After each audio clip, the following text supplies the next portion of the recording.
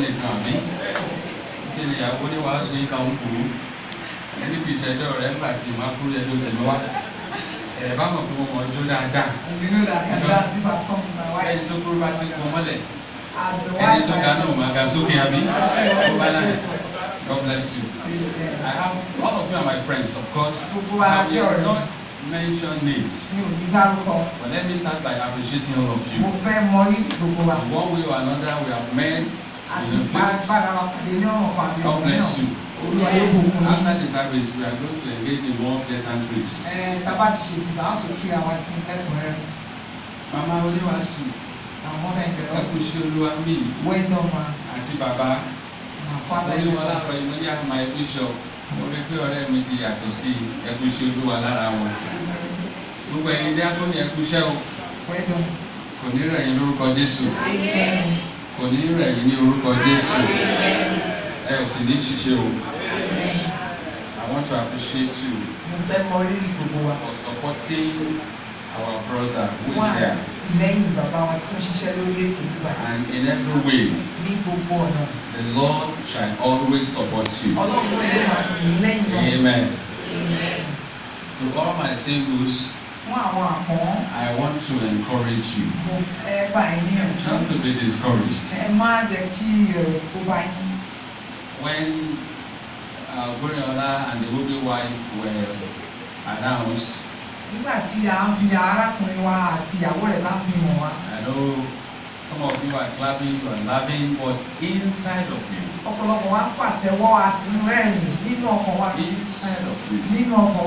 something is telling you when my own day comes. I prophesy to your life. Your days shall come. Very soon, your own husband shall locate you. Whatever the obstacle, the Lord shall remove. Wherever your wife may be, brother, the Lord shall connect you. In the name of Jesus Christ. So be at peace. Be at peace. And trust God for what God will do. God is going to surprise you. Very soon there will be invitations upon invitations, wedding invitations. In the name of Jesus. Parents, please do not push them to a fault. Encourage them.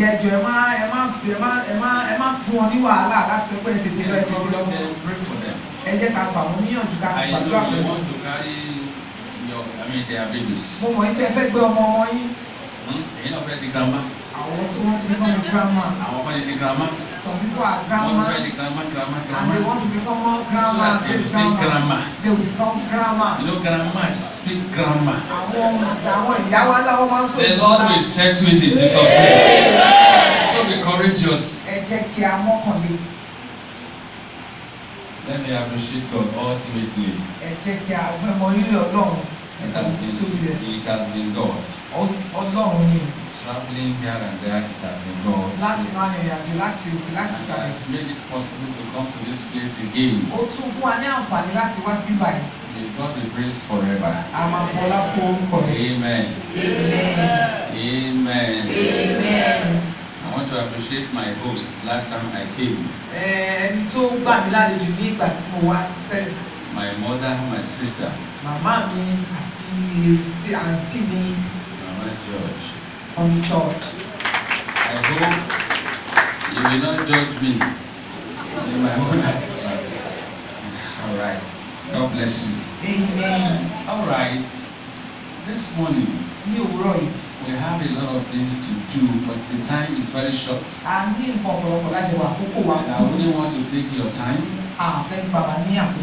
Let me call your attention to something. Our theme for this year is covenant blessings. From that, our focus for this family revival is a blessed home. A blessed home. That is the portion of our singles. That is the portion of our singles. That is the portion of the marriage. A blessed home. A alábùkún. I am a blessed home. Onílé alábùkún. I am a blessed home. Jesus gives me a blessed home. Hey. I am a blessed. Why are we wait. I know you know the tune, but Mo mọ̀ kẹ́ ẹ mọ̀. I said I am a blessed home. Onílé alábùkún. I am a blessed Onílé tó jẹ́ home. alábùkún. Jesus gives me a blessed home. Oh, I am a blessed. What about you? I am a blessed. So singing it this way. I am a blessed home. Yes, that is the portion. Jesus gives me a blessed. He will give you. I am a blessed. I am a blessed. I am a blessed. Sing it just. I am a blessed. Jesus gives me a blessed. I know some. It's okay. Some are thinking. Àwọn míì ti ń rò wípé In which area in my marriage am I being blessed? bíbo nínú ìgbéyàwó mi tí ó yẹ pé mo ti di alábùkún. Don't worry. Ẹ má ṣe ìyọnu rárá. That marriage shall experience transformation. Ìgbéyàwó yẹn yóò ní àyípadà rere. You need to do a little thing as you listen to the word of God. Bí a ṣe ń gbọ́rọ̀ lọ́wọ́ a nílò láti ṣe iṣẹ́ kékeré kan. Don't be discouraged. Ẹ má jẹ́ ká banújẹ́ rárá. God will do it again in that marriage. Ọlọ́run yóò tún ṣe nínú ìgbéyàwó yẹn. Yes, I went to church in Lagos here last year, Àwọn lọ sí ìjọpọ̀ ní Èkó ní ọdún tó kọjá. and because of the administration, Nígbà tí wọ́n ń ṣiṣẹ́ ìránṣẹ́ a week-long revival. tó yẹ pé ọ̀sẹ̀ kan gbáko ni. I didn't know what God was doing. Èmi ò mọ̀ nǹkan tọ́lọ́run ń ṣe. It was the wife that was under my voice. Ìyàwó yẹn ló wà níbi abẹ́ ìwàásù yẹn. After the program, Lẹ́yìn ètò yẹn. according to the instructions you received, Gẹ́gẹ́ bí wọ́n ṣe fún wọn pé wọ́n ti fún wọn ní ètò pé bẹ́ẹ̀ ṣe máa ṣe lélẹ́yìí. she went to the husband, Ó lọ bá ọkọ rẹ̀. the one that had been parted for 80 years. Tí wọ́n ti yapa fún ọdún méjìdínlógún. And on getting to the husband, Nígbà tó dọ́dọ̀ ọkọ rẹ̀, the man said, ọkọ ẹ̀ sọ wípé you don't need to tell me anything. o ò nílò láti sọ kankan fún mi. The Lord has spoken to me. Ọlọ́run ti bẹ́ mi náà sọ̀rọ̀. Go and pack your load and your children, bring my Lọ children pé ọmọ home. àtiwọ́ àtiwọ́ náà fẹ́ máa padà wá sílé. That God is alive. Ọlọ́run yẹn wà láàyè. He will do it in your marriage. Yóò ṣe nínú ìgbéyàwó He tí náà. will do it in your marriage. Yóò ṣe nínú ìgbéyàwó tí náà. You know, the problem with people is because Nǹkan tí àwọn èèyàn máa ń dojúkọ ni pé we tend to focus more on the past. a máa ń fẹ́ wo ohun tó ti kọjá. She did it in the past. Ó ṣe báyìí nígbà tó kọjá. Ó ṣe báyìí nígbà tó kọjá. Ó ṣe báyìí nígbà tó That is kọjá. why you remain in the past. Nítorí náà a máa wà ní ibi tó ti lẹ́kọ̀ọ́ tó ti kọjá yẹn. But if you can put the past into the past Tá a bá fi ohun tó ti kọjá síbi tó ti kọjá yẹn. and you refocus, A sì tẹjúmọ́. you take a new step, A sì gbé ìgbésẹ̀ tuntun. new things will come. Ohun tuntun yóò ṣẹlẹ̀. So God will do it in that marriage. Ọlọ́run yóò ṣe nínú ìgbéyàwó There yẹn. will be reconciliation. Mo pẹ̀ ní o. The woman, was battling with training 4 children. Ọlọ́run obìnrin yẹn nìkan ó tiraka láti kọ́ ọmọ mẹ́rin. But after 18 years, Ní fún ọdún méjìdínlógún. year, Ní ọdún tó the kọjá. Lord brought them together Ọlọ́run sì again. mú wọn papọ̀ pa. You will do it in your own marriage. Yóò ṣe nínú tiẹ̀ náà. Just listen to the little things you have to do. Mo fẹ́ kí a fetí sí ohun kékeré tó nílò láti And you ṣe. will see what God will do again. A ó ṣe ohun tí Ọlọ́run, a rí ohun tí A Ọlọ́run tó blessed ṣe. home. Ìdílé A alábùkún. blessed home. Ìdílé A alábùkún. blessed home. Ìdílé alábùkún. Father, bless my home. Lord, bless my home. Holy Ghost, bless my family. Father, bless my home. Lord, the moment has come. We want you to bless our homes. We have no wisdom of our own. It is your word we want to proclaim. Lord, I pray you will bless our home. You will transform our home. You will change our homes.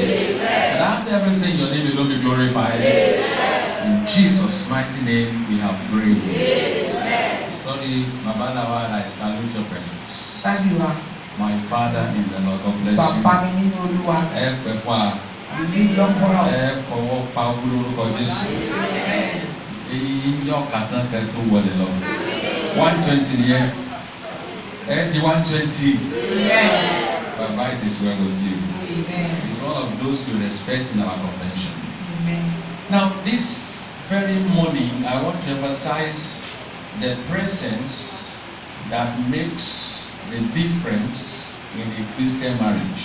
Ìwà láàyè tó máa ń mú ìyàtọ̀ wá sí ìdílé ìgbàgbọ́ ìyàwó. The presence Ìwà láàyè that makes the difference tó mú ìyàtọ̀ in a Christian marriage. fún ìgbéyàwó ìdílé onígbàgbọ́. And that is what I want to emphasize. Ohun tí mo fẹ́ tẹnu mọ́ nílé. A blessed home attracts something. Ìdílé tó jẹ́ alábùkún jẹ́ nǹkan tó máa ń pa àwọn nǹkan mọ́ra. It attracts something. Ó máa ń pa àwọn nǹkan mọ́ra. And one of the things Ohun it attracts ohun tó máa ń fà nìyẹn ni pé is the presence of God. òun ni ìwàláyé Ọlọ́run. The presence of God. Ìwàláyé Ọlọ́run. And that automatically is a blessing. Ìyẹn gan ìbùkún ni. Because the presence of God brings everything you can think of. Ìwàláyé Ọlọ́run ó máa ń mú gbogbo nǹkan tó yẹ tá a lè fọkàn rò ó máa ń wá sí ìmúṣẹ. So let it be your desire this morning. Ẹ jẹ́ kó jẹ́ nǹkan tí à ń retí fún ní òwúrọ̀ yìí. That Ní wípé your home ìdílé wa is a blessed one. ó máa jẹ́ And alábùkún. that home Ìdílé yẹn will attract the presence of God. yóò fa ìwàláyé Ọlọ́run múra In any way this ní morning. ọ̀nà ọ̀tọ̀ ní òwúrọ̀ yìí. And from now henceforth and forever. Amen. Amen. Amen. You agree with me that in all relationships, A ó gbàgbọ́ pẹ̀lú pé ní gbogbo ìbáṣepọ̀ especially marital relationship, pàtàkì jùlọ fún ìgbéyàwó. the presence of God is very, very important. Ìwàláyé Ọlọ́run ó ṣe kókó. Hello? Are you hearing me? Ṣé àgbọ̀ mi? The presence of God is very, very important. Ìwàláyé Ọlọ́run ó ṣe pàtàkì.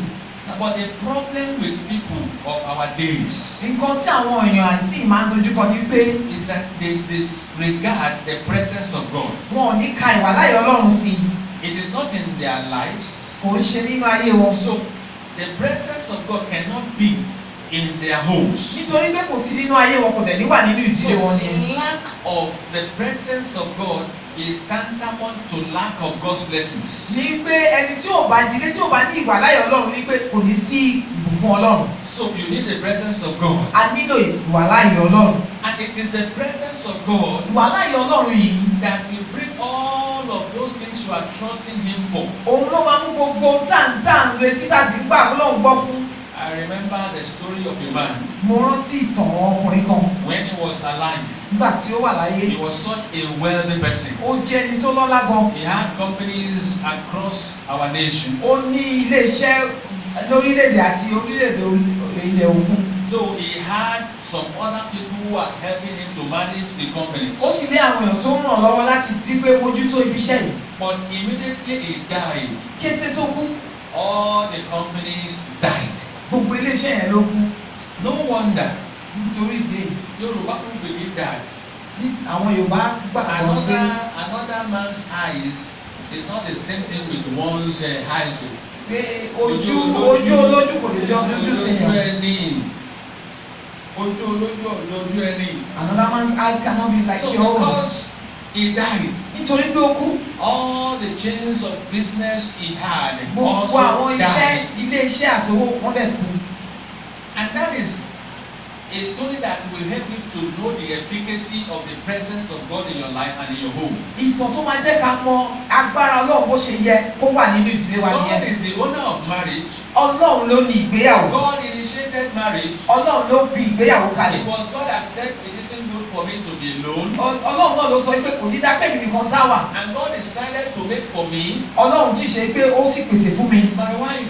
ìyàwó mi. And so God becomes the owner of my estate. my Ọlọ́run ló marriage. ní ilé-iṣẹ́ mi àti ìgbéyàwó mi. So I will make a big mistake if I brush God aside. Àṣìṣe ńlá ni ní pé kí wá pa Ọlọ́run tì.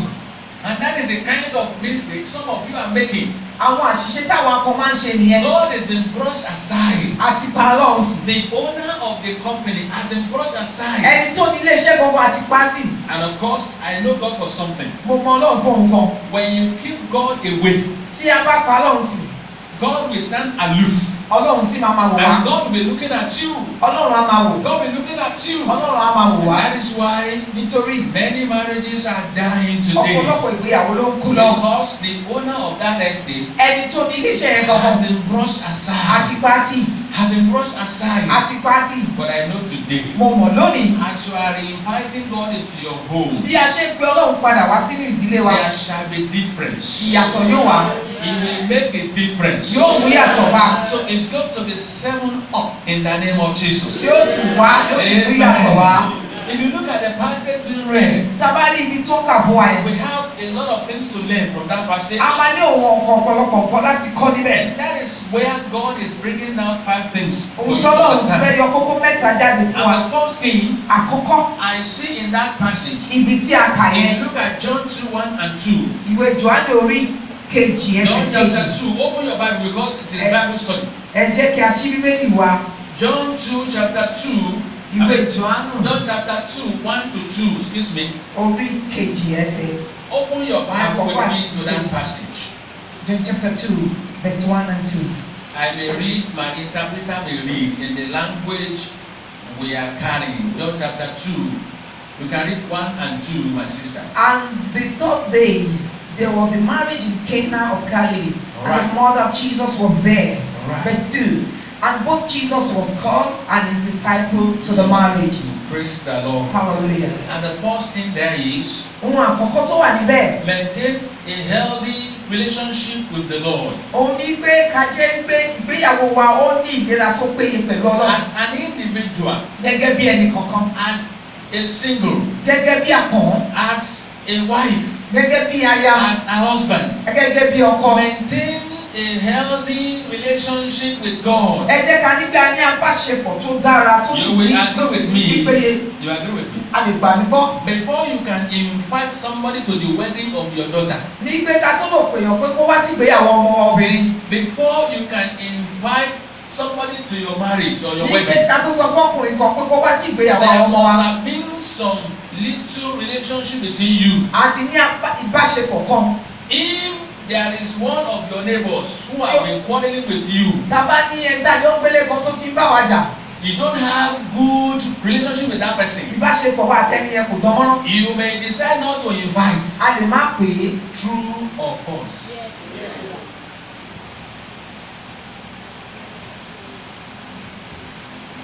We tend to invite people we know into our events. A máa ń fẹ́ pe àwọn èèyàn tí a mọ̀ wá sínú ètò tábà tí We lè máa do ṣe. give some people won't tell you.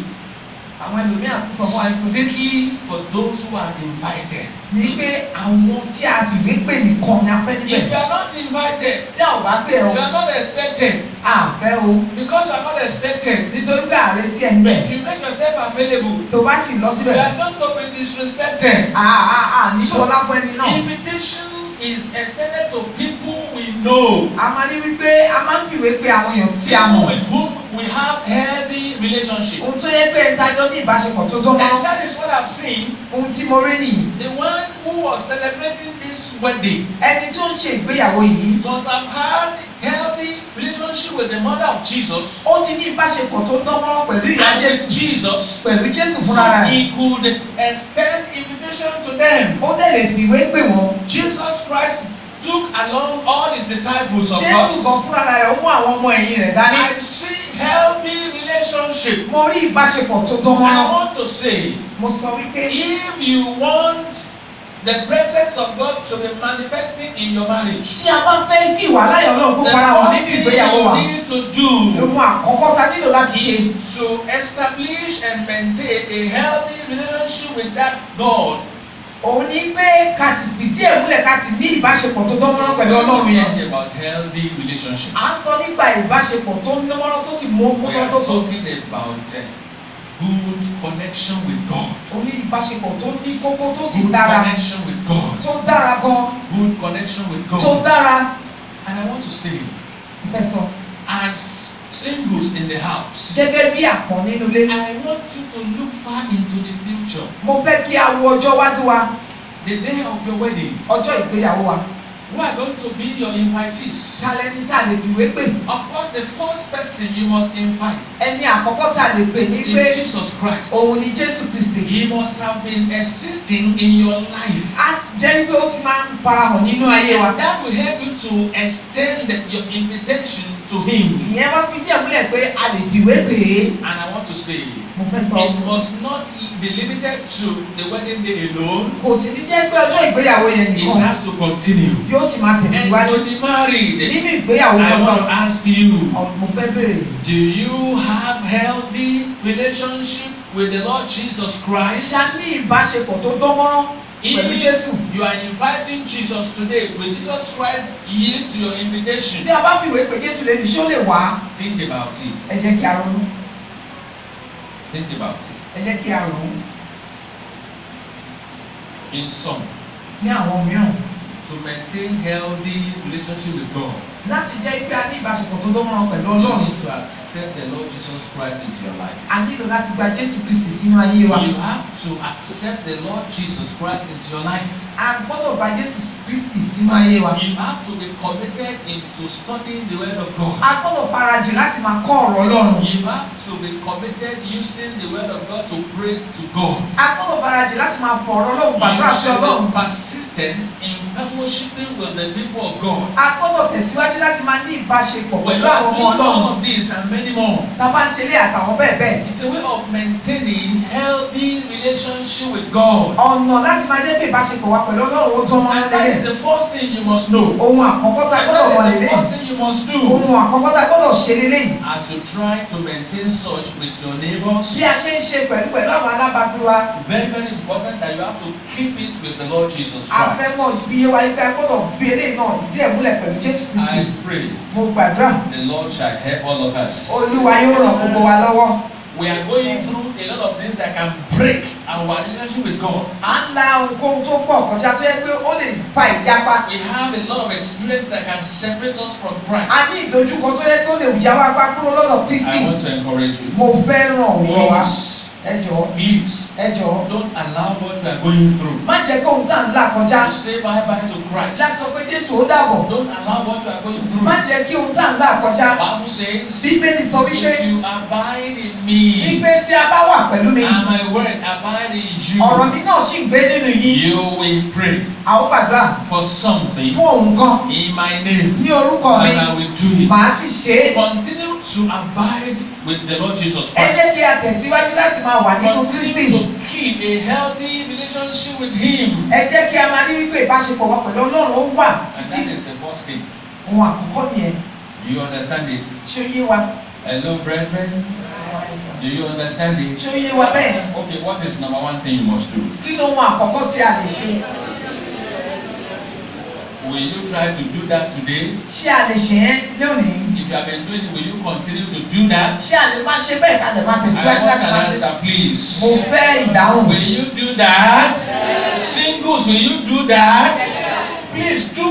Ẹ jẹ́ kí a ṣe bẹ́ẹ̀. It has helped some of us. Ó ti ran àwa kan lọ́wọ́. It has helped some of Ó us. ti ràn wá lọ́wọ́. And the Lord will continue to help all of us. Ọlọ́run yóò máa ran gbogbo wa lọ́wọ́. Number two, Ìkejì, extend prompt invitation to the Lord. ẹ jẹ́ kí a nawọ́ ìpè láti pe Kristi sínú ayé wa. It is one thing for you to have healthy relationship with the Lord Jesus Ohun Christ. kan ní pé ká ní ìbáṣepọ̀ tó dánmọ́rán pẹ̀lú Kristi. It is another thing for you to extend prompt invitation to Him. Òun ní pé ká sì máa pè ní òròkóòrè ní ìgbàkígbà. You know, you may have healthy relationship with somebody, you may not invite that person. A lè ní ìbáṣepọ̀ tó dánmọ́rán pẹ̀lú èèyàn ká má pè é ká má di ní nǹkan kan ṣe So pẹ̀lú ẹ̀. verse 2, Ẹsẹ̀ kejì. verse 2, it has been established that the bride and the groom extended invitation to Christ. Ṣé ó fìdí múlẹ̀ pé àwọn ọkọ àtìyàwó wọ́n pe Jésù Kristi? And I discovered that there could be other weddings in the town. Mo mọ̀ wípé ìgbéyàwó mi lè máa lọ ní agbègbè yẹn ní àkókò yẹn. There could be other weddings. Àwọn ìgbéyàwó mi lè máa But lọ. Jesus did not go there. Jésù ò lọ síbẹ̀. Hello. Hi. Jesus did not go there. Jésù ò lọ síbẹ̀. Jesus decided to go to where he was invited. Jésù pinnu láti lọ síbi tí wọ́n ti fìwé pè é. And that is what used to happen at times. Ohun tó máa ń ṣẹlẹ̀ lélẹ́yìn ní ìgbàkígbà. You will see this marriage rocking, going through problems and challenges. A máa ní ìgbéyàwó tó ń kú lọ tó sì dojúkọ ọ̀pọ̀lọpọ̀ ìṣòro. Because nítorí pé they have neglected the one they supposed to invite. Wọ́n ti pa ẹni tó yẹ káwọn pè tì. Extend prompt invitation to the Lord. Ẹ jẹ́ kí a pe Jésù ní ìgbà tí ó yẹ. Let him be aware. Ẹ jẹ́ kí ó mọ̀. That you need him. Pé a nílò ẹ̀. This song we used to sing. Orin kan wà tí a máa ń kọ. Jesus our guest. Jésù àlejò wa. Jesus should not be our guest. Jésù ò gbọdọ̀ jẹ́ àlejò wa o. Hello. You know a guest comes and he will go. Àmọ́ ibi tí àlejò bá wá, ó máa padà. I'm thinking of that song. Jesus should not be our guest. Jésù ò gbọdọ̀ jẹ́ àlejò wa. I'm thinking about it. If you have a clue to my thinking, help me out before this week ends. Ràn mí lọ́wọ́ kí ọ̀sẹ̀ yìí tó kọjá ká wò pé báyà ọ̀rọ̀ tá à ń sọ yẹn pé Jésù ní àlejò aṣọ dára. And some will write it at their doorposts. Ẹlòmíì lè kọ sórí ilẹ̀kùn wọn. Jesus is our guest in this house. Jésù ní àlejò wa nínú ilé. Jesus is I don't like that. Èmi ò fẹ́ràn. Jesus should not be your guest. Jésù ò gbọdọ̀ jẹ́ àlejò wa. Of course, in the book of 1 Corinthians 6, níwèé I think verse 19. 1 Corinthians 7, no, 6. Yes, 6. I think verse 18, 19. You know, the Bible says that Bíbélì sọ wípé I am the temple of God. Èmi ni tẹ́ḿpìlì Olúwa. Christ indwell in me. Jésù ṣe gbé nínú mi. So why should somebody indwell in me be my guest at the same time? Ẹni tó wá ń gbé nínú mi ó sì wá jẹ́ àlejò. Somebody we should be eating, dining together. Ẹni tó yẹ kájọ máa jẹ́ kájọ máa mú ni. Well, if you have a clue, let me know. Tí a bá mọ̀, tó bá yẹ pé ó yé wa, tó ṣe yé èmi náà, ẹ jẹ́ kí n mọ̀. Let me know. Ẹ jẹ́ kí wọ́n mọ̀. And the Lord will help us in Jesus' name. Olúwa yóò ràn wá lọ́wọ́. And the Lord will help us in Jesus' name. Amen. So, our Lord Jesus Christ attended the wedding he was invited to. Jésù sì lọ sí ìgbéyàwó tí wọ́n ti pè é. And what is the message here? Kí ni ìtànfẹ́mú jáde níbi? You should allow your life to invite Jesus Christ to your situation all the time. Ẹ jẹ́ kí ìgbésí ayé wa bí a ṣe ń ṣe kó máa pe Jésù sínú A gbogbo láàbùjù. life of blamelessness. Ìgbé ayé tó yẹ pé ó dánmọ́rán. A life of sinlessness. Ìgbé ayé tí ò nẹ́ṣẹ̀. A upright life. Ní gbogbo ọ̀nà. A life that is glorious. Ìgbé ayé tí ó A lógo. holy life. Ìgbé ayé A mímọ́. life that is free of fornication. Ìgbé ayé tí A kò ní life that is ẹ̀ṣẹ̀ free bí of adultery. tí ò ní ẹ̀ṣẹ̀ bí Let ìpàṣákà your tí a life lè rè. invite Christ all the Ẹ time. jẹ́ kí ayé wa kó máa pe Jésù ní As ìgbà long gbogbo. as you continue to live a life that is free of sin, Ní kété tá a bá ti gbégbé ayé tí kò nẹ́ṣẹ̀ yìí. the presence of God continue to be in you. Ìwà láàyè Jésù Kristi yóò máa wà pẹ̀lú wa. To your issues Ó máa máa bójú promptly. tú gbogbo tá à ń dà kọjá. As we see it in the life of Mary and Joseph, Bí a ṣe yí nínú ayé Mary àti Joseph when they were in courtship, nígbà tí wọ́n ń fẹ́ra wọn sọ́nà. because of the life, the kind of life they were both living, Nígbà tá a rí gbèsè ayé táwọn méjèèjì ń gbé. when there was that rift or misunderstanding between them, Nígbà tí àwọ̀ kékeré tó wá sáàrin wọn instantly lẹ́sẹ̀kẹsẹ̀ they experienced Wọ́n the sì- visitation wọ́n of sì the rí- Holy Spirit. wọ́n sì ní ìrírí ẹ̀mí In the mímọ́ form of the angel gẹ́gẹ́ bí ẹ̀mí who mímọ́ áńgẹ́lì who came tó wá to speak to Joseph. láti wá bá Joseph sọ̀rọ̀. And the condition for that was the holy life they were both living. Nítorí pé àwọn méjèèjì gbé ìgbà ẹ̀mí mímọ́ wọ́n gbé ayé I want lódodo. to be with my singles in the house, please. Mo fẹ́ bí ẹ̀yin àpọ́n nínú ilé. Do not destroy your life. Ẹ má jẹ́ àbáyé wa jẹ́ rárá. Do not destroy your life. Ẹ má jẹ́ àbáyé wa jẹ́ rárá. Today we discover that a lot of our single ladies are virgin, but they are sexually impure. A máa rí wípé ọ̀pọ̀lọpọ̀ àwọn ọmọ wa obìnrin wọ́n jẹ́ obìnrin tó ń tì nìkan wọn ò jẹ́ mímọ́. Hello. Hi. They were virgin or they are virgin, but they are sexually what? Wọ́n jẹ́ ọmọ tó yẹ pé wọn ò tí ní ìbálòpọ̀ fún ọmọ. Am I confusing you or confusing you? Which one? Tí mo ti dàrú àbí ó yé wa.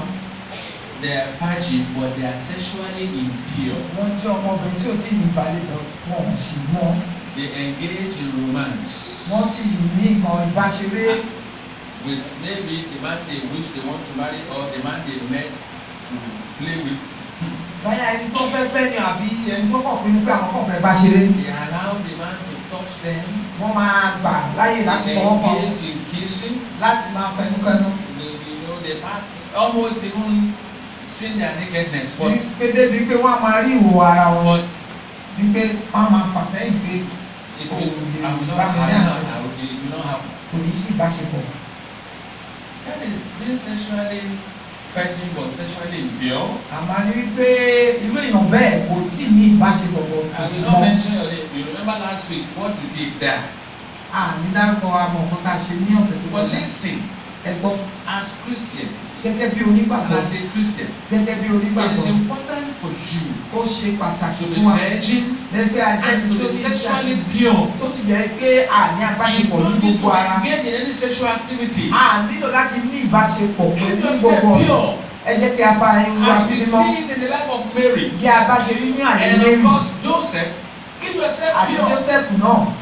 Do not engage in sexual impurity. Ẹ má jẹ́ a ní ìbáṣepọ̀ pẹ̀lú gbogbo eré tó máa ń dàbí Engaging in all pẹ̀lú. kinds of kissing and hugging. Bí pé ẹni tó sọ pé òun ò tí ní ìbáṣepọ̀ lẹ́kùnrẹ́rẹ́ bẹ̀ tó ń fẹnu kẹnu ń Your fọwọ́ kàn. agreement with that man is that he will not have sex with you, but he can do any other thing with you. Ó ní pé ẹtijọ́ ní àwọn ẹtijọ́ sọ̀rọ̀ pé o lè fọwọ́ kàn mí o lè fẹnu kàn mí lọ́nu bẹ̀ tó ní bá lé mi. What of after he has done all of those? Tó bá wá ṣe gbogbo yẹn kọ́, He doesn't marry you. kò wá fẹ́. Ó ti kọ́ ní ọ̀rẹ́, ó ti tọ́ ní ọ̀rẹ́ tábàtà.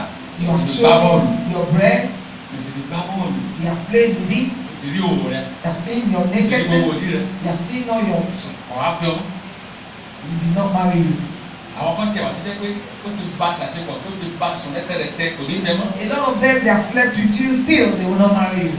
And she's crying, Lord, Wọ́n ti mú Olúwa when am I going to get my own husband? nígbà wo ni a rí ọkọ tèmi. Ìwà tó wù yìí ń kọ́. That act that you are acting, Ìwà gẹ̀gẹ̀rẹ̀ tó ń rìn yìí ń kọ́. that way you are going, Ìṣekúṣe yìí ń kọ́. that life, that wayward life. Please, I want to beg you. Mo rọ̀ wá, Ìgbésí ayé mímọ́. they live a holy life. Iná ni máa ń pe Jésù. It's that invites Sínú ayé Jesus ẹni nígbà gbogbo. into a man's life every time. Jésù kó mú ọ̀rọ̀ èèyàn lógún, kó kọ́rọ̀ yẹn jẹ́ lógún. That's when Christ will take you as a priority. Ìdí ni o gbọ́dọ̀ di titun, you have to be You transformed. must be a new person. O gbọ́dọ̀ rí bákan náà mọ̀. You must not remain the Ayé same. òde òkè kan dàrú púpọ̀. The level of people begin to go upside down.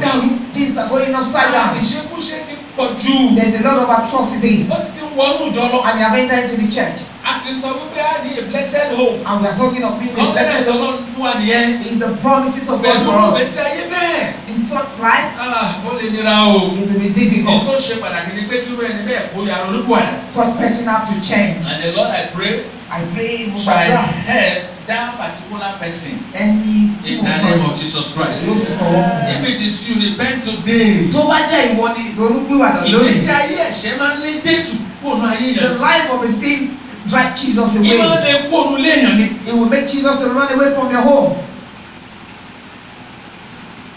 Number 3, Ìkẹta, present your family challenges to the Lord. ẹ jẹ́ kí a gbé gbogbo ìdojúkọ wa wá sí ọ̀dọ̀ Olúwa. And that is taken from verse 3.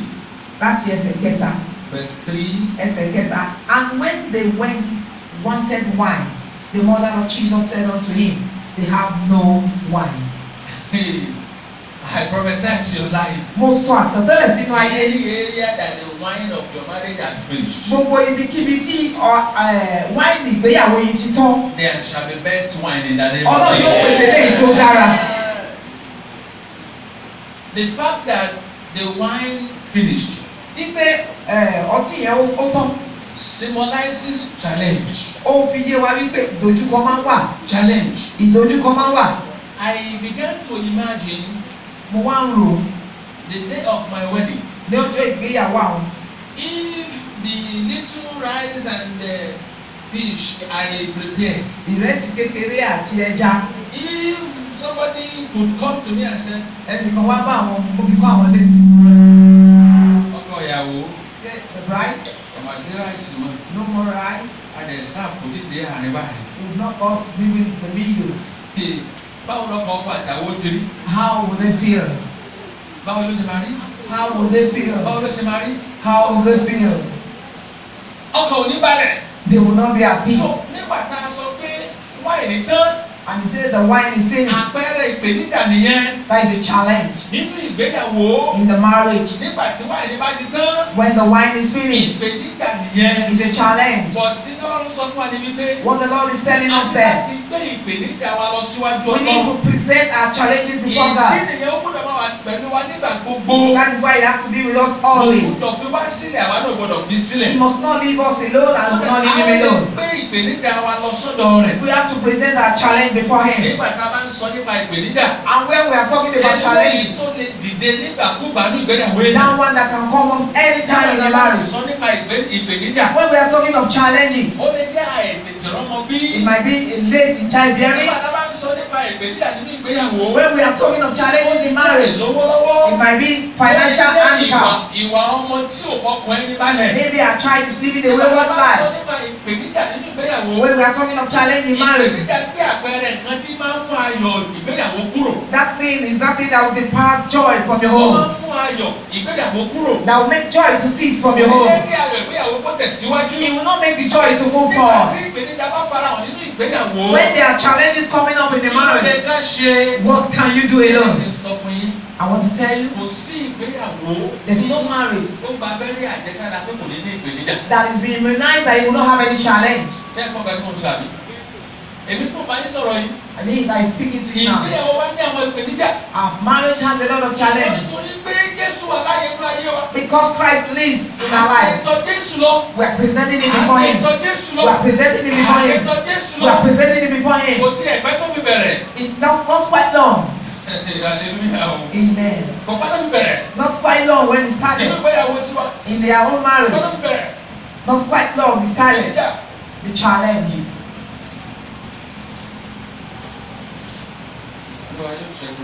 The Lord will overcome for us. The Lord will overcome for us. Amen.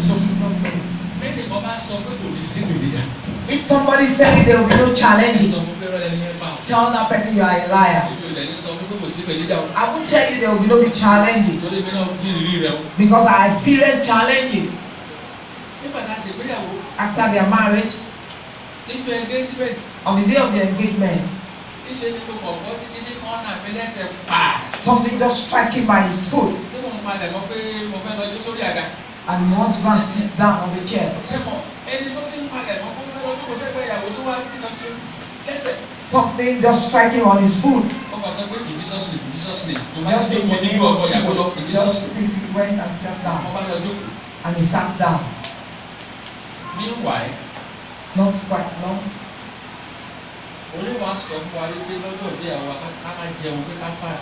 And somebody told them that on the day of their wedding they should not eat, they should fast.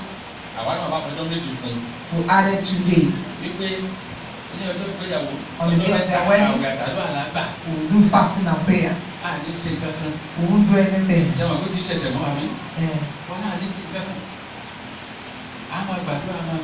be praying. We will be praying and fasting. No wonder, no, that the Lord asks us to pray. You must be filled with the Spirit of God. We are canceling. They are just joking. Can you also fast and pray as we do at night of our wedding? We have been fasting. We have been waiting for so long. That thing that you see and you'll be tired of. Praise the Lord. Hallelujah. We fasted. The 4th day. That we want to start the work of the Lord. You all know the work of the Lord. There's problem. Thank God for God.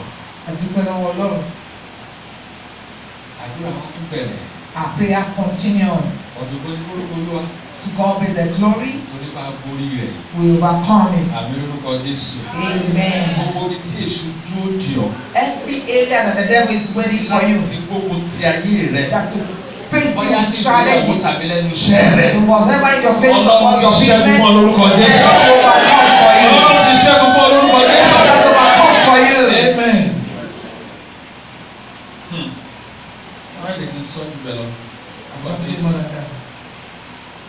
ṣẹ́gun fún wa. The Lord overcome for them. Ọlọ́run ṣẹ́gun fún wa. The Lord overcome for them. Kí ni ìpèníjà ti yín? What is your own challenges? Ṣé o kí a máa sọ nípa wine? We are talking about wine. Àpẹẹrẹ ayọ̀ ni. We are talking about wine. We are talking about joy.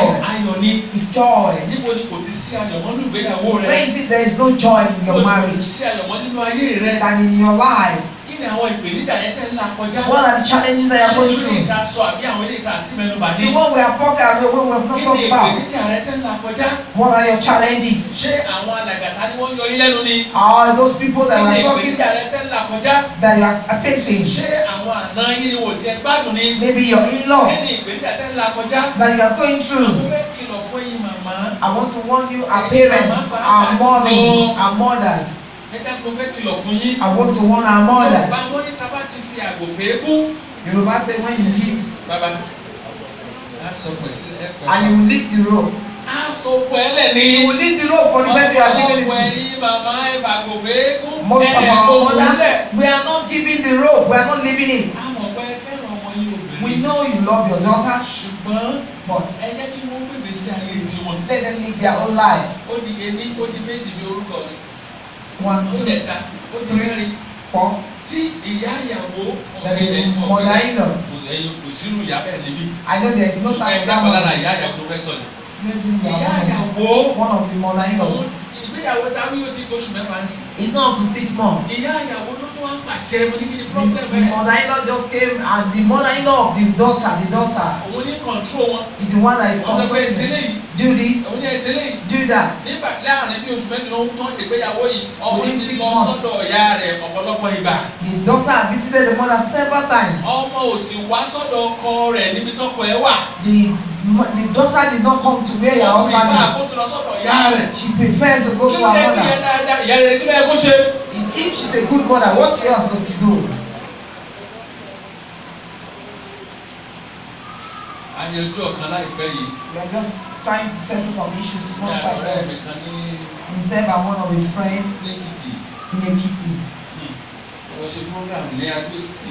went to Ado Ekiti for a program. Program yìí In this program, tí ọmọ bá ti fẹ́ ṣe obìnrin tó bá fẹ́ ṣe tó bá fẹ́ ṣe màmá ní ṣá. anything she wants is her mother. Màmá ní ṣá. Is her mother. Ọmọkùnrin wa lọ bá ọkọ wípé ẹ bá mi sọ fún màmá kó fìyàwó mi lẹ̀. Then he was not saying, please go and tell my mother-in-law to leave my wife. Kò gbọ́ràn sí mi lẹ́nu ọ̀nùkẹ́ tí màmá bá sọ ṣá ní máa ṣe. Whatever the mother says is the final. Bàbá wa ní pé jókòó. The father has to sit down. Ìdí tí mo fi di ọ̀mùtí mo sọ fún ọ. The thing that makes me to become a drunkard, I will tell you. Obìnrin tó pè ní ìyàwó rẹ̀. This your mother-in-law is the father of that girl that is saying Obìnrin me. tó pè ní ìyàwó rẹ̀. This person that are talking your Òun ló sọ mother-in-law mí di ọ̀mùtí. is the one that turned me to a drunkard. Torí ìgbésí ayé ẹ̀ Her lifestyle kì í ṣe ìgbésí ayé tó dáa rárá. is not a good lifestyle at Ìwọ all. náà ti rí un. You have seen it. Ṣùgbọ́n But ìwọ ni kò jẹ́ ọkọ fún ìyàwó rẹ̀. you should be a Mo husband. ti fà á fọ́. You should be a man enough. Kẹ́nikẹ́ni kó tì ọ́ ní tikú tí ó. No man, no person should Àwọn trust you up kí and la down. ṣe kí la fẹ́ ṣe. What are we going to do? Àwa pe ọkọ aṣọ fún pé We call the husband and say, lọ́ọ́ bá ìyá kò yá lójú pé ìyá go and face, confront the woman. ẹ ti fi ọmọ yìí fún mi. You have given me this, your Ẹ fi daughter. ìyàwó mi lọ́rùn lẹ̀. Leave my wife Ìyàwó mi alone. lọ́rùn lẹ̀. Leave my wife Ẹ alone. má jẹ́ kí lè tèmi kó dàbí ti yín o. Don't let my home to be like your own. Ọkọ sọ̀rọ̀ sí The man spoke. mi tágbára tápà ẹ̀ ti jábọ́ nìyẹn pé That's what the woman had to give up. ẹ má jẹ́ kí lè tèmi kó dàbí ti yín mà. Don't allow my home to be Ẹ like fi your ìyàwó own. mi lẹ̀. Leave my wife Ìdílé alone. tó fẹ́ gbà. What else do you want? Ntí láǹbẹ̀ rẹ̀ ntí tí ń retí nù láǹbẹ̀ ẹ̀mọ́ láǹbẹ̀ That's what that man is expecting.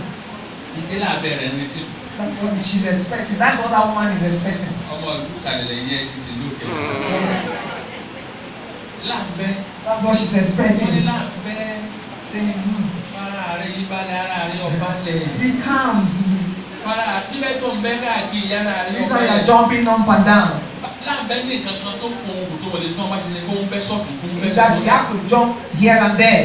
ọba tún bẹ́ She begins to jump here and ṣe there. bẹ́ sójú pàkúté nù. That's how they jump into a trap. Méjì bẹ́ káàkiri. That's ní ti ń wá nù. That's what she's looking for. Ẹ jọ̀ọ́ mo fẹ́ rọ̀ yé ẹ̀yin màmá wa. I beseech you, our mother. Ẹ má jẹ́ orísun wàhálà fáwọn ọmọ. We should not be source of challenges and problems for our children. Ẹ má lọ kí wọn o. Pray, and we're not saying you should not go and visit them. Ẹ ràn wọ́n lọ́wọ́ kí tí wọ́n lè dá ti ní lọ. Help them so that their own will be much more better than yours. Olúwa yóò sì máa ràn wọ́n lọ́wọ́ lórúkọ Jésù. The Lord will help us in Jesus' name. Nígbà tí ìpèníjà bá ṣẹlẹ̀. When challenges come up, Kí ló yẹ ká ṣe? what to do? Ẹkún kò lè ràn.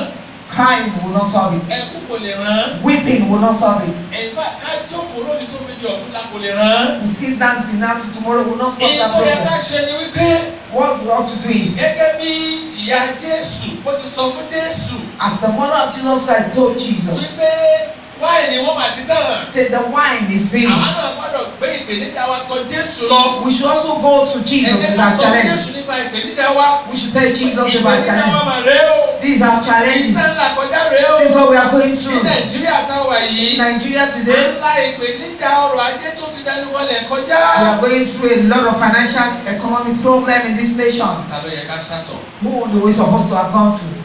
Ẹ̀dá lóhùn. Jesus. Ta ló yẹ ká sátọ̀? Jesus.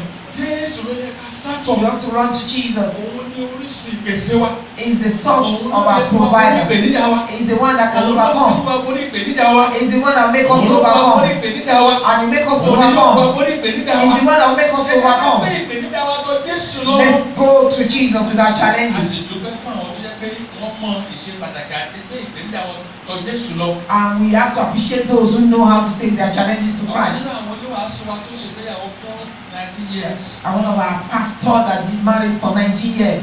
Ní nǹkan bí ọdún méjì sẹ́yìn ló tó bímọ lẹ́yìn 19 years. After 19 years, he just gave birth just 2 years back. Àti rí ẹni tó jẹ́ gbogbo tó wọnú ìgbéyàwó ti wọ́n bí 40 something. We have seen a lot of people that they got married at over 40. Ẹ̀ka testimony màmá ṣe àlàgbé àbí kàná ń jẹ́ ẹ̀wọ̀n yọdún wọn.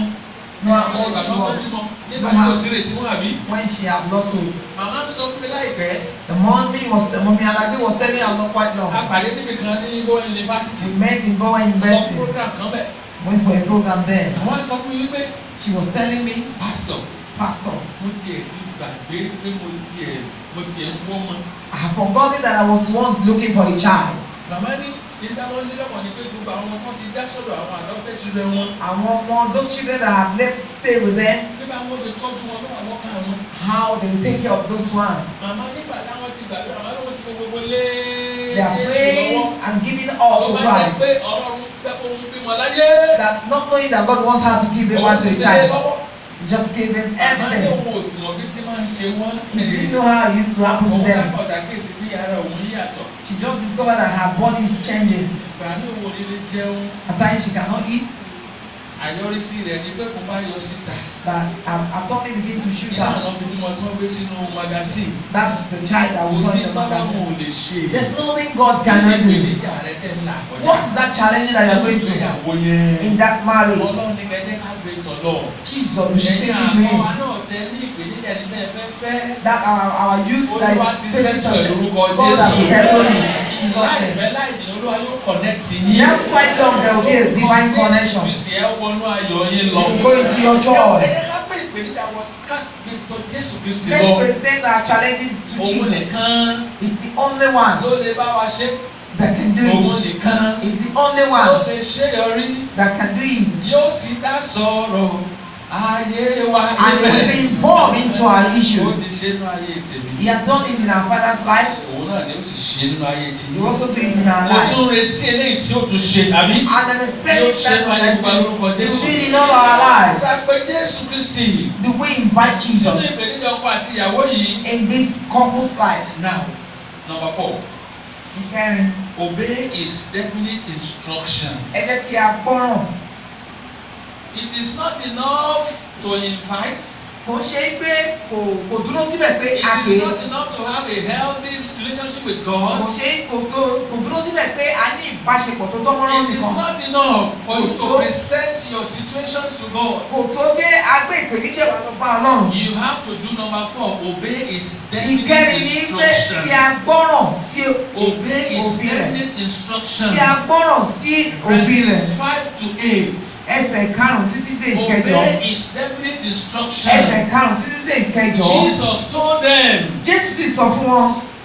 fill the 6 jars. Ẹ jẹ́ kí gbogbo àmùmá mẹ́fẹ̀ẹ̀fà yẹn. Fill the 6 jars. Ẹ kún wọn. And I see 6 jars in your marriage. If you take it that way. Amen. Mo sì rí àmù mẹ́fà nínú And ìgbéyàwó let rẹ̀. 6 jars be filled in the name of Jesus Gbogbo ẹ̀ la ó sì Christ. bùkún. Fill the 6 jars. Ẹ bùkún gbogbo àmù márùn-ún To me, fún èmi. these 6 jars, Àwọn mẹ́fà they yìí. are number 1, Àkọ́kọ́, jar of faith. òun ni àmù ìgbàgbọ́. Jar of faith. Àmù ìgbàgbọ́. Do you have your faith? Ṣé a ní ìgbàgbọ́? Do you have your faith? Ṣé a ní And ìgbàgbọ́? the other one is jar of prayer.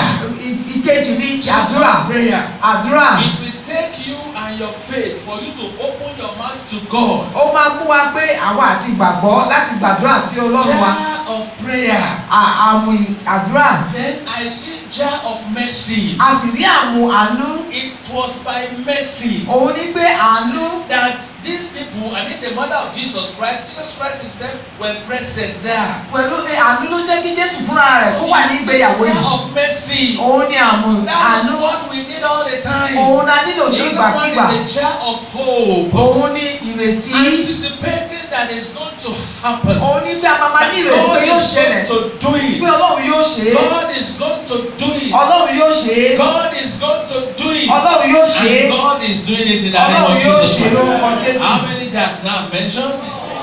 4. Then we have jar of trust. Òun ní That ìgbẹ́kẹ̀lé. will depend on God. Láti gbẹ́kẹ̀lé That will Ọlọ́run. rely on God. Láti sinmi lé. To make this jar available all the time. Ẹ jẹ́ kí gbogbo You àwọn have àmù to yìí kó máa wà. trust and trust Láti God. máa gbẹ́kẹ̀lé. In all you do, Ní wọn gbogbo tá a bá ti lè you máa have ṣe. to trust God. Aláti gbẹ́kẹ̀lé The Ọlọ́run. last one Ìtókẹ́yìn. is the jar of the word of God. Òun ni àmù ọ̀rọ̀ Ọlọ́run. You should always be acquainted with the word of God. A gbọ́dọ̀ máa jíròrò Because lọ́dọ̀ in the Ọlọ́run. word of God you will discover solutions.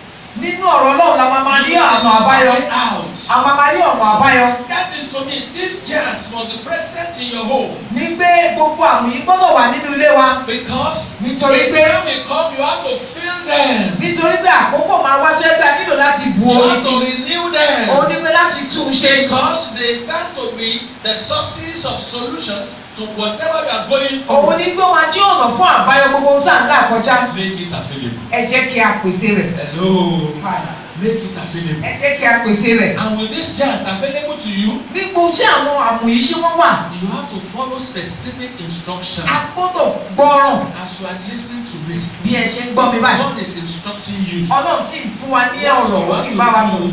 A gbọ́dọ̀ fún You tá a fẹ́ must be ṣe. able to identify it. A gbọ́dọ̀ mọ̀ wọ́n. You know, in addition to these 6 jars you have made available, A fẹ́ fi fún gbogbo àwọn àmù mẹ́fẹ̀ẹ̀fà tá a ti rí yìí the láti pèsè. instruction to you may be fast and pray. Òun ní pé ó máa sọ fún wa pé ẹ gba àwẹ̀ àti àdúrà. Fast and pray. Àwẹ̀ àti àdúrà. And we received that instruction the day of our wedding by the pastor who joined us. Ní pé oníwàásù tó so wọ́n papọ̀ ó fún wọn ní òfin yìí pé ẹ gba àwẹ̀ àti àdúrà. Fast and pray. Ẹ gba àwẹ̀ àti àdúrà. Instruction may equally be Òfin yẹn náà lè ti jẹ́ pé go to your pastor. ní pé lọ́gbọ́n oníwàásù rẹ̀. Go to your pastor. Lọ́gbọ́n oníwàásù rẹ̀. Go and tell your pastor Ẹ lọ about sọ it. fún oníwàásù ẹ̀. I have settled it. The pastor will give you the solution. Oníwàásù yóò fún ẹ lọ́wọ́ àbáyọ. Go to your Ẹ pastor. lọ́gbọ́n oníwàásù. When we had the challenge I told you, Nígbà táwọn ní ìpèníjà.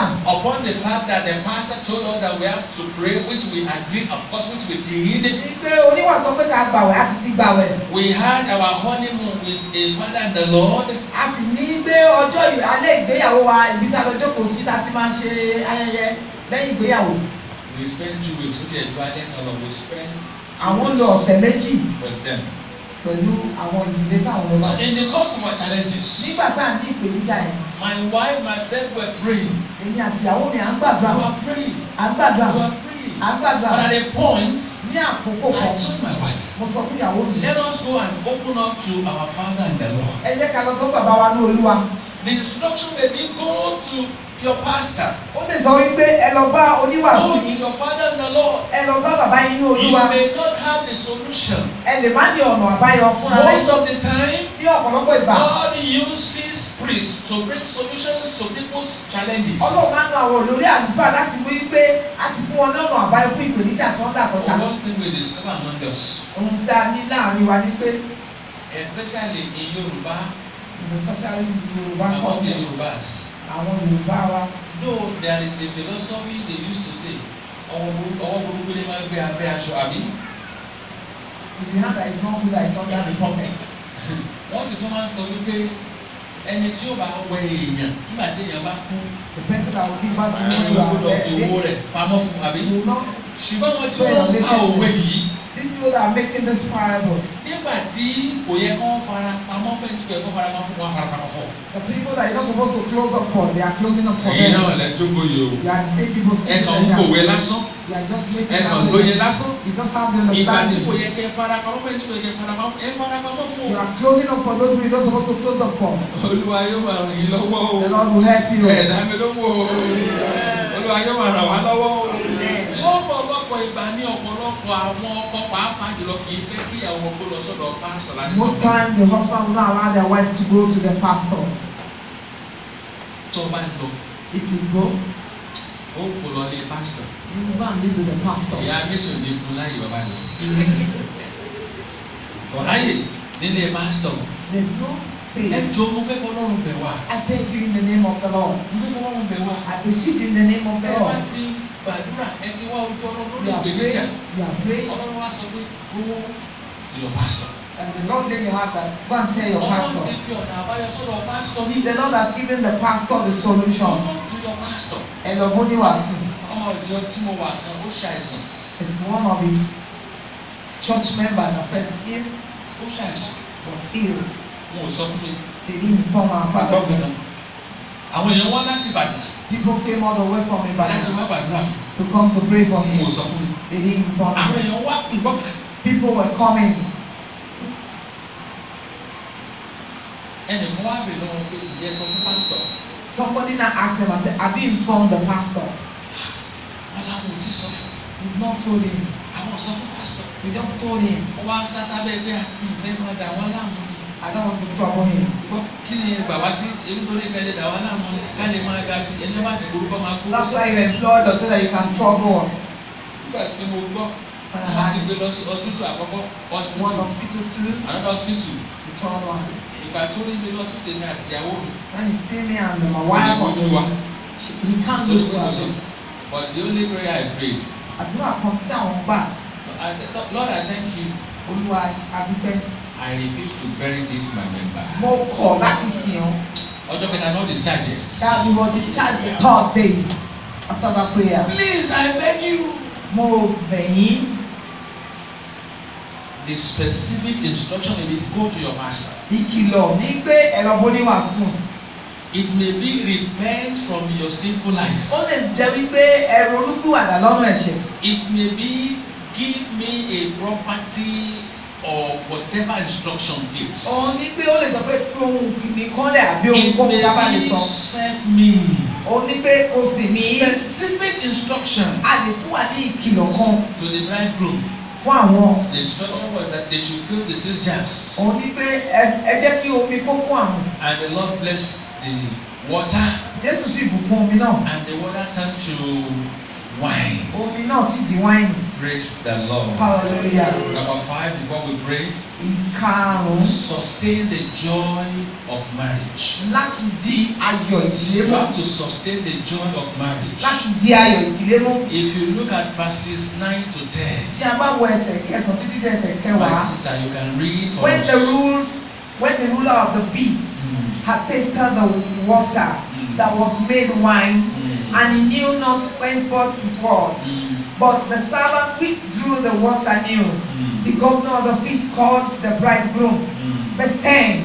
And he said unto him, every man at the beginning does set forth good wine. And when the men had well drunk, then the which is worse, but thou hast kept the good wine until now.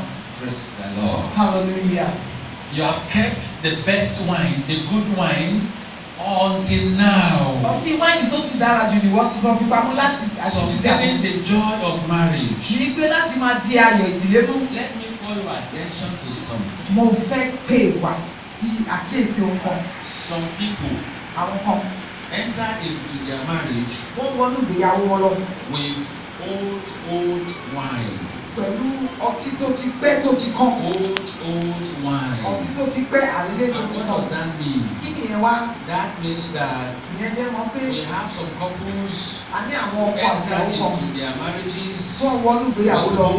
old wine. Tí wọ́n lọ sínú ìgbéyàwó pẹ̀lú ọtí tó ti pẹ́ àlejò tó That ti kàn. is, they didn't present the best at the beginning. Wọn ò fi eléyìí tó dára sílẹ̀ ní They ìbẹ̀rẹ̀. entered into their marriages with old wine. Wọ́n lọ sínú ìgbéyàwó wọn pẹ̀lú eléyìí tí ó ti Not pẹ́. the best. Kò ṣe eléyìí tó dára. You know, there are some couples like that. A máa ní àwọn ọkọ àti ìyàwó bẹ́ẹ̀. They married, Wọ́n ti fẹ́ra wọn. but at the entry into their marriage, Bí wọ́n ṣe wọnú ìgbéyàwó lọ, it is old, àwọn ọkọ tó ti pẹ́, old wine, àwọn ọtí wáìnì tó ti pẹ́, old life. àwọn ayé tó ti pẹ́, The two of them, àwọn méjèèjì, ọkọ àti ìyàwó, both of them. ọtí wine tó kọ́ ọdún ìgbéyàwó wọn. The wine that they brought into their marriage was old wine. Tí o dùn, Has no taste. kò sáyọ̀ mẹ́ẹ̀. There's no joy. Láti bẹ̀rẹ̀ ìgbéyàwó wọn. That's the beginning of their marriage. Ọkùnrin That man, ó jẹ́ orísun àìláyọ̀ fún ọkọ rẹ̀. it becomes a source of sorrow for Obìnrin him. jẹ́ orísun àìláyọ̀ fún It becomes a source of sorrow to his ọkọ wife. rẹ̀. Na àwọn méjèèjì The both of them. orísun àìláyọ̀ fún ara wọn. It becomes a source of sorrow. Irú àwọn obìnrin bẹ́ẹ̀ àbí irú ìgbéyàwó bẹ́ẹ̀ wà bí kò sí. Is this not marriage or not? Ẹ dá mi lọ́wọ́. Is this not Bí marriage o or bá not? sí bí ó pọ̀ lù kó mi lò ó.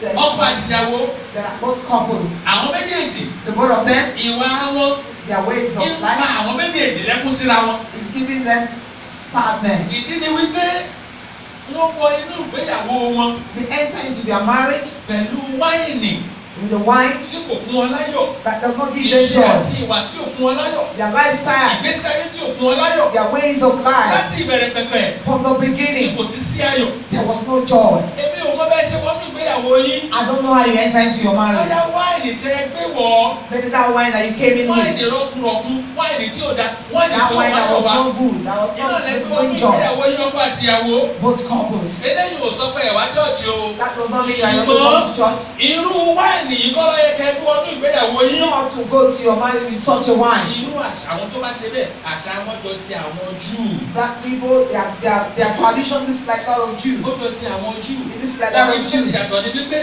The difference is that àwọn Júù the Jews, ni wọ́n mú wáìnì tó da síwájú. they will present the good wine. Ó túmọ̀ sí pé wọ́n fi ayọ̀ síwájú. They will bring joy ahead. Ṣùgbọ́n kò bá yá. After a Wọ́n wá while, gbé wáìnì tí ò dá wá. they will bring the one that Ẹ is bá bad. fọkàn sí bẹ́ẹ̀ yẹn dáadáa. If you follow that Bible passage, Ó tún wọnú ìgbéyàwó. before they enter into that Pẹ̀lú marriage, ìṣe àti ìwà àwọn méjì tó mú ìbànújẹ́ wá. there are ways of life that bring sorrow. We have them in our sight today. A ní wọn lọ́pọ̀lọpọ̀ láwùjọ wa. Alákejì, The second one, ọkọ àti ìyàwó. the both Ó couples. jẹ́ pé ọ̀kan jẹ́ good wine, ọ̀kan jẹ́ old wine. That one is good, that one is bad. Ọ̀kan jẹ́ new wine, ọ̀kan jẹ́ old wine. Ìkan jẹ́ tuntun, ìkan sì jẹ́ létí ò Ìdáhùn dáa. là ń pè ní mixed marriage. That's Ìyàwó what gba God is Jésù. married. Ìyàwó gba Jésù. The woman is born Tàbí again, kọ́kọ́ gba Jésù. or the Ó husband, sì fi ọkàn sí Ọlọ́run gan. and is very upright. Ó sì ní ìfẹ́ ọkọ rẹ̀ gan tàbáyà rẹ̀ gan. He loves his wife very well. Ó sì ní ìwà tó yàn gẹ́gẹ́ bí orísun ayọ̀ fún ọkọ He rẹ̀. begins to live a life Ọkọ of rẹ̀ being náà joy. mọ̀ pé tàbáyà rẹ̀ mọ̀ pé òun ni wàhálà. And the wife knows that it's source of Ṣùgbọ́n sorrow. ọ̀kan ló ní níhù, ọ̀kan ló ní wáìnì tó dáa. Just one of them has a good Ìkejì wine, pé wáìnì àtijọ́ wọnú ìgbéyàwó. and the other one brought a bad one. Irú ẹwà àbí òsì. Is there not? Àbí òsì tẹ́ pé Is there not? àwọn èèyàn sọ pé tẹ bá sì rọ́pò ẹ̀. You see the husband, Tàbí wọ́n sọ pé tẹ bá sì rí ìyàwó ẹ̀. you see his wife, Ó bá Jésù dé pé ó fọkàn sí. upright. Ìwọ wá ní ìwà burúkú bí àṣàyà mi tó kú. A ní èwo ni ìwà jàǹkàrà tó òyìnbó rí àti tó fọ̀kù tó kú yẹn. Ìwà And they have jàǹkàrà. just said, Ìwà jàǹkàrà mo ní kí lẹ́ ń pè ní ìwà jàǹkàrà kó màmá ní ìwà what tí do ò you dá mean ní by jàǹkàrà. that? Those attitudes Ìwà that are not burúkú. good. Those attitudes that are not good. Aribu combination bí àbá ni. Not to have such Ara ń tí common. wàhálà fún aláwùjọ wa nìyẹn o. That God give us challenges in our society. Ẹnìkan ní new wine. One has the new, Ẹnìkan gbé old wine lọ́wọ́. one has the old one. Old wine àti new wine. The old and the new. Ṣé wọ́n lè dúró papọ̀ kí nǹkan rọgbọ? Can they be together? Bíbélì náà And sọ tẹ bá rọ ọtí tuntun sínú ìgò àtijọ́ kí ló ṣẹlẹ̀? the Bible says if you open Tàbí the old and aṣọ the new tuntun. together, Ẹ wá mú àkísà. Ẹran papọ̀ kí ló ṣẹlẹ̀? you now begin to join them together. Ìṣòro tó ń ṣẹlẹ̀ nìyẹn. Those are the challenges we Kò are sì yẹ talking kí ti about. yóò rí bẹ́ẹ̀ mọ́ Our pàtẹ́ own ìgbọ́rọ̀. ought to be like that. Kò yẹ kó rí bẹ́ẹ̀ mọ́. Not ought to be like that. Then a rí àwọn tó jẹ́ pé ìgbà tó ń wọnú ìgbéyàwó wọ́n Some of jẹ́ them- new to new wine couple. They are new. Àwọn méjèèjì, They told one Ìgbà of tí them wọ́n fi síwájú. that the Ìgbà both tó of jẹ́ them what orísun ayọ̀ ní is àtọ́kọ̀ the àtìyàwó. source of joy. Praise the Lord. Hallelujah. Àwọn ọ̀bá rẹ̀ láàrin wa tó gbólú wà bẹ́ẹ̀ wọnú ìgbéyàwó àbí òsì mú ọ̀bọ wà. Yeah, in our midst. Ọkọ àtìyàwó. Both of them. Ìwà tí wọ́n fi wọnú ìgbéyàwó wọn. The Ọtí right tuntun ní. the new one. Ayọ̀ ní. Joy. Àtọ́kọ̀ àtìyàwó. Both of Wọ́n them. jẹ́ orísun ayọ̀ fúnra ara wọn. Yeah, both of them Praise source of the joy. Lord for that. Hallelujah. Praise the Lord for that. Hallelujah. Amen. Amen. Ẹ̀gbọ́n tí bẹ́ẹ̀ lè sọ. Look at what the Bible says. Gbogbo ènìyàn. Everybody. Gbogbo èèyàn pátápátá. Everybody Ní ilẹ̀ Ébérù. in the land of the Ní Hebrew. wọ́n kọ́ fi wáìnì tó dára síwájú. They will serve the good wine Wọ́n first. fi ìwà tó dára síwájú. They will present the good attitude Wọ́n fi ìwà first. tó dára síwájú. They will present the good attitude Ṣùgbọ́n first. nígbà tó bá pẹ́. After some Wọ́n máa time, gbé ìwà tí ò dá wá. they begin to present Wọ́n the gbé bad wáìnì one. tí ò dá wá. They will begin to present Olórí the aláṣẹ bad wá sọ pé wine. ní tiyín. Say for you, Ní tiyín. for you, Wáìnì tó dára lẹ́fi gbẹ̀yìn náà lẹ gbé wá. you begin to present the Ibi tí good ọ̀rọ̀ wine. yẹn wà nìyẹn wípé. That's what the word of God Tó bá is. jẹ́ pé ẹ fi ìwà titun wọnú ìgbéyàwó yìí. If you are entering into your Ìwà marriage tó with a mú new àwọn one, alẹ́ wọnú ìgbéyàwó you yìí. enter with a good Ó ṣe one. pàtàkì fún yín pé It's very important. ẹ gbọ́dọ̀ tẹ̀síwájú pẹ̀lú ìwà tó dára, ìwà ayọ̀, ìwà You àlàáfíà. must be steadfast with a good attitude Ẹ of gbọ́dọ̀ joy and tẹ̀síwájú. peace. Ẹ Move gbọ́dọ̀ on. tẹ̀síwájú. Move on. Àti rí láwùjọ wa tó jẹ́ wípé We have seen in our society ọkọ today, àtìyàwó but both wọ́n couples, fi nǹkan tó dára bẹ̀rẹ̀. they will present with good Wọ́n sì ń tẹ̀síwájú. and they move forward. Ṣùgbọ́n lónìí, But today, ọ̀kan ní wọ́n ti tún gbé wáìnì àtijọ́ wá. one of them have present the old wine. Ó ṣẹlẹ̀ àbí ó ṣẹlẹ̀? It happened. Dábìlì ló mọ̀ sí. Is it happening or Ó not? ṣẹlẹ̀ àbí ó ṣẹlẹ̀? Is it happening or Wọ́n not? bẹ̀rẹ̀ dáadáa o. They will start very well. Wáìnì wọn dáa. Their wine was very Wọ́n good. láyọ̀ gan-an. They have joy. Bẹ́ẹ̀ torí àìkíyèsára. Maybe they were not watchful. Wáìnì àtijọ́ ti wọlé. Old wine coming. Èyí tí máa mú bàlẹ́jẹ́ bá ti wọlé. That will Olúwa be yóò sorry. lè jáde lórúkọ Jésù. The Lord will drive them out. Orí Jésù lè jáde. The Lord will drive them out. Ó ń ṣẹlẹ̀. It used to happen. Kò sì yẹ kó rí bẹ́ẹ̀. Not ought to be like Because that. in tó dá yẹ kó máa dá sí i. That is good ought to be Ó good. yẹ kó máa dá sí i. That is good ought to be Nítorí good. náà yẹn ni Ọlọ́run. We are Ọlọ́run máa brethren. ṣàkíyèsí wípé The Lord is calling our gẹ́gẹ́ bí attention. olórí aláàbí sọ pé ẹ gbé ọtí tó dára yìí wá. You have brought this good wine. Ayọ̀ tó dára lẹ́bi gbẹ̀yìn. You have now brought the good one. Eléyìí After. dára jù. This one is too good. Ẹ̀yin ò ṣe bí tàwọn Júù. You are not doing like the Tí Jews wọ́n fi ìwà tó dára síwájú. that will present the good attitude first. Ẹ̀yin àpẹn ṣọ́ra ayé gbogbo náà bẹ̀ yí o. The youth are deceiving you. Ọ̀pọ̀lọpọ̀ àwọn ọkùnrin pàápàá sẹ́yìn omi máa ń ìwà tó dára síwájú. The men will begin to Wọ́n act ṣe bí very. áńgẹ́lì síwájú. They begin to behave like Ẹ angels. dákun ẹ ṣọ́ra o. Become to be careful. Ọ̀pọ̀lọpọ̀ ní pípa tó bá wọlé wọn tán. When you enter into the Àwọn house, àfi ìwà wọn gan hàn. they will not show you their real Àyájọ́ self. ọ̀kan lọ́wọ́ sí. We are stepping someone Wọ́n now, fẹ́ kà ní ní Adépèlé. as they have just said. Báwo la ti jọ sẹ̀? How many do we count out of marital issues? Èyí ló la fẹ́ kà. How many are we? Adépèlé. Wọ́n á bè lọ́wọ́ ọkùnrin wọn ní. Did you behave like this before you marry this lady? Àwọn ń bèèrè lọ́wọ́ arákùnrin yẹn pé ṣé bó ṣe ń hùwà kó tó fẹ́ arákùnrin yìí lélẹ̀. Before he could answer, Kó tẹ́lẹ̀ dá wọn lóhùn. the wife said, Ìyàwó yẹn sọ pé I have asked him the same question. pé èmi náà ti béèrè irú ìbéèrè yẹn lọ́wọ́ And rẹ̀. he told me, Ó sọ fún mi wípé I quote him. pé mo lè sì sọ. Mo fẹ́ sọ bó ti sọ. I won't say that you have said to me. He said, I deceive you. Ní pé mo tàn ẹ́ ni. Because I want to marry you. Torí pé mo fẹ́ fẹ́. If I did not behave the way I behaved, Tí ìbá wà bí you mo ṣe would wà. not have married me. O ò ní fẹ́ mi. So you have seen my true character now. Tí o ti rí bí mo ṣe rí gángan. And I asked, how did you behave? Ó ní pé báwo ló ṣe ń wà? He said, Daddy. Ṣé dáàdì? That time, Nígbà yẹn. I will go to her, Màá lọ bá. dressed neat. Màá múra dáradára. I would handle a small Bible in my pocket. Màá mú bíbélì kékeré dání fún àpò. I use religious languages. Mo máa ń lo àwọn ọ̀rọ̀ onígbàgbọ́.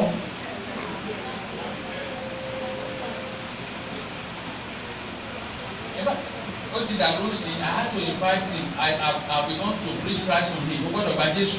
Mo bẹ̀rẹ̀ sí máa wá sí pé ó gba Jésù gbá ìyàwó ló wọlé bá gbé mọ́. The wife say I can no longer continue. But ó ṣòro já àwọn ọ̀nà bá ti ràn wọ́n lọ́wọ́ wá ń wá ó wá sọ́dọ̀ mi ń jẹta mọ́ nípa gbọ́dọ̀ gba Jésù. Wọ́n ní báyìí sí. You have to accept Jesus. Ó nílò Jésù. You need Jesus. A life of the seed ó nílò Jésù. Ayé tó ń tọ̀ yẹn ó nílò Jésù. Ìdíbi ẹ̀yìn àgbọ̀n ẹ̀ẹ́dẹ̀dá ṣe. Àbí ẹ̀ka tó ń tọ̀ lé lọ. Àwọn ọkùnrin pàápàá jùlọ ẹ̀yin obìnrin náà máa ń ṣe bẹ́ẹ̀. Wọ́n á mú ìwà tó da síwájú ní àwọn Jew. Women also behave like that as a Jew. Fún bàbá wáyé àwọn wà gbé ìwà wọn. They not show their real Kò yẹ self. kó rí bẹ́ẹ̀. You know how to be like. Kò yẹ kó rí bẹ́ẹ̀. So ní ti àwọn tá a ti wà ní ìgbéyàwó. Those of us are already in marriage. Ó yẹ ká mú ayọ̀ wa tẹ̀síwájú. We should move our joy We forward. have to maintain the joy of marriage. Láti dènú Of tíṣe. course, you know, marriage brings joy and happiness to everyone, including their Ìgbéyàwó parents. máa ń mú ayọ̀ wá fún So gbogbo we èèyàn. have to sustain it. A gbọ́dọ̀ jẹ́ kó dúró ṣinṣin. In my own opinion, Ní ti àwọn the bridegroom should present the best attitude, the best character, the best personality, the best companion, the best sex, ó gbọ́dọ̀ ṣe among gbogbo tó others. dára. Everything best. Gbogbo ohun tó dára ní gbogbo ọ̀nà. Best. Gbogbo ohun tó dára ní And gbogbo that ọ̀nà. is a way of sustaining Ọ̀nà láti di ayọ̀ ìdílé fún mi. the joy of marriage. Òun ni ayọ̀ ìdílé. Brethren in the house, Ẹ̀yin ará ní ilé. the presence of Christ in your life Ìwàláàyè Ọlọ́run nínú ayé wa. is tantamount to the presence of God in your home. Òun ni pé wàláàyè Ọlọ́run ó máa wà nínú ayé ilé wa. Maintain His presence in your life. Ẹ jẹ́ kí wàláàyè Ọlọ́run kó wà nínú ayé wa. It will help you tomorrow in your marriage. Yóò ràn wá lọ́la fún ìgbéyàwó wa. Because it is the presence of God, Nítorí tó jẹ́ wàláàyè Ọlọ́run. we see the blessing of provision finally at A your máa wedding. wá rí ìbùkún Ọlọ́run nínú ìgbéyàwó yìí. And the Lord is going to bless you. Amen. That God is going to bless you in the name of Jesus Christ. Yes, in conclusion, the presence that makes the difference in a Christian marriage is not really the presence of a child or children. Ní pé ohun tó máa ń mú ìwàláàyè Ọlọ́run kò ṣe é nítorí pé bàtà bá ní ọmọ àbí àwọn ọmọ wọn. I said the presence that makes the difference in a Christian marriage is not really the presence of a child or children. Ló jẹ́ pé kò ṣe ohun tó máa ń mú ìyàtọ̀ fún ìwàláàyè Ọlọ́run kò ṣe pé bàtà bá bímọ àbí tá ò bá bímọ. Not the presence of the father, mother-in-law, sister, brothers-in-laws or relations. Kò ṣe ti àná àbí tàwọn ìbátan. Not the presence of money or material things. Kò ṣe towó àbóhun ẹ̀yìn. But the presence of Jesus Christ, Ìwàláàyè Jésù Kristi. the Lord and Creator of marriage institution. Tó sì jẹ́ ọjọ́ bí ìgbéyàwó sọlẹ̀. There's a song we used to sing. Olórin kan sa máa ń kọ. A home where Jesus lives Ilé tí Jésù bá ń gbé. is a home of joy. Ó jẹ́ ilé ayọ̀. Àbí bẹ́ẹ̀ kọ́? Isn't it? Àbí bẹ́ẹ̀ kọ́? Isn't it? But I sing it this way. Mo kọ́ báyìí. Ọkàn tí Jésù bá ń gbé lónílé ayọ̀, lónílé ayọ̀, lónílé ayọ̀.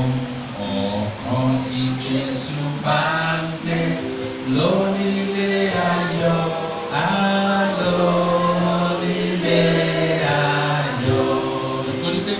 Torí pé Jésù kì í gbé ilé tá a lẹ má bò mọ́, kì í gbé ilé tá a dẹkọrẹ́tì. Jésù kì í gbé inú ilé tá a ṣọ̀ṣọ́ sí. Ìwọ ni Jésù gbé.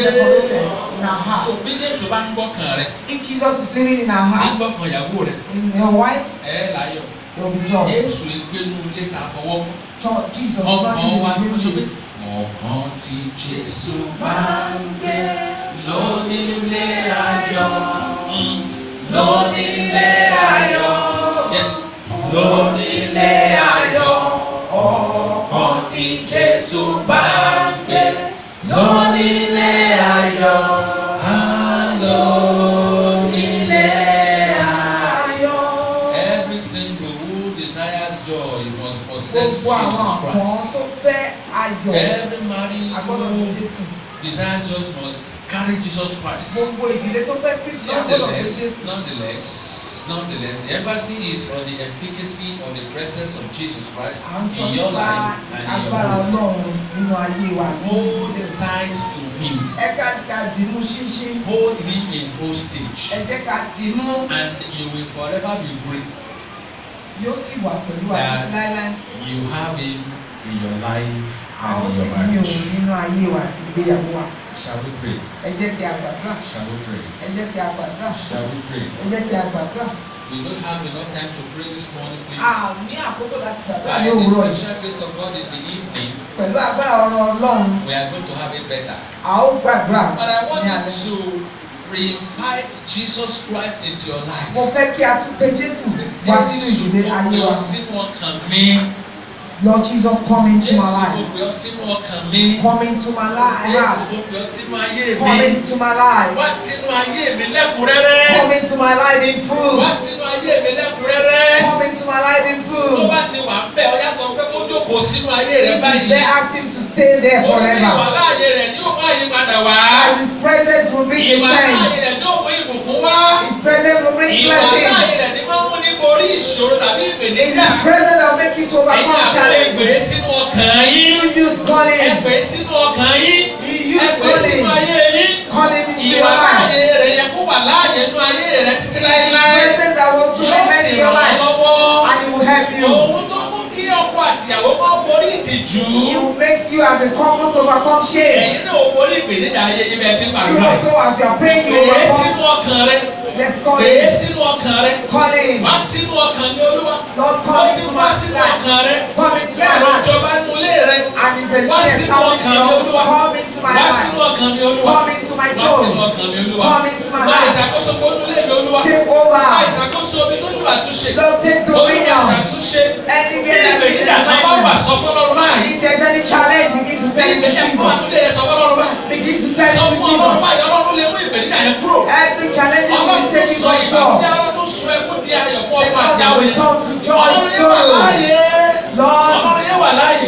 God is still Ọlọ́run yẹn wà alive. láàyè kò yí God is still padà. alive. Ìpèníjà lórí ọmọ rẹ̀. That challenge is over Ìpèníjà your lórí ọkọ child, rẹ̀. over your husband, Ìpèníjà tí òun náà kọ́ gẹ́gẹ́ bí àpẹẹrẹ. that you are going through as a youth. Bóyá ìpèníjà rẹ ni tí àìyedè tó fẹ́ fẹ́. That you want anybody that will get Sọ married fún to. Ọlọ́run tó ń kú àdúrà. Tell him to God and answer prayer. Mind. Ẹ jẹ́ ká ṣe ọkọ̀ Let's àkàyà. talk about it. Ẹ jẹ́ ká bá a Òun sọ. lè ṣe He's é. the only one that can do it. Bàbá ló lè ṣe é mo mọ̀. Jésù ló lè ṣe ohun tí mo bá ń fẹ́. Òun ló lè ṣe It's tọ́sán only rẹ̀ sọ. Jesus that can do it. Sọ fún sọ. Láàrin ìṣẹ́jú ayé sọ fún. For this feeling, Sọ fún. begin to tell it to Sọ fún. Jesus. Tell it to Sọ Jesus. fún ọlọ́run yìí. Tell it to Jesus. Sọ fún. Tell it to Sọ Jesus. fún. Sọ fún. Tell it to Jesus. Sọ fún. Sọ fún Tell it to ọlọ́run yìí. Jesus. Sọ fún ọlọ́run yìí. Tell it to Jesus. In the name of Jesus Christ.